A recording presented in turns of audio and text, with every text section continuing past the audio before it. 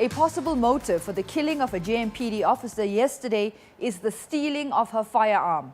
Yesterday morning, the JMPD inspector was shot and killed outside her home south of Johannesburg. The men fled the scene with her firearm.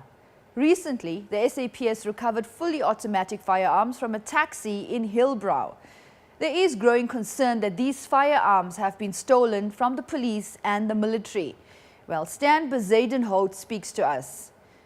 Stan, are these valid concerns? Yes, most definitely I can agree with those concerns. Wherever the criminal element has access to heavy weaponry, such as those used by military, police or special security units, there would be cause for concern. But this gives the criminal the power to execute crimes that are typically out of their reach, such as cash in transit.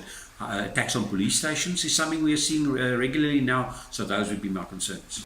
What would be the solution to ensure that law enforcement officers are not constant targets of criminals seeking firearms? It is a fact that the only way in which to try to do something about this would be to firstly audit and control firearms better. Regular audits and checks at station, base or unit level.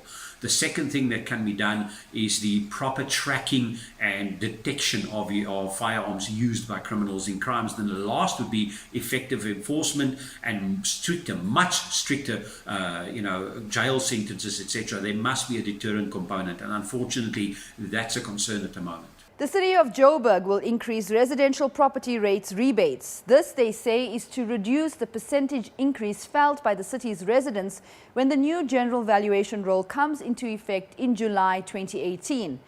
Arising from this, the multi-party government will propose a change in the tariff policy in May to increase the residential property rebate from 200,000 Rand to 350,000 Rand for all residential property subject to council approval. This will mean that no residential property owner will pay rates on the first 350,000 Rand of their property valuation.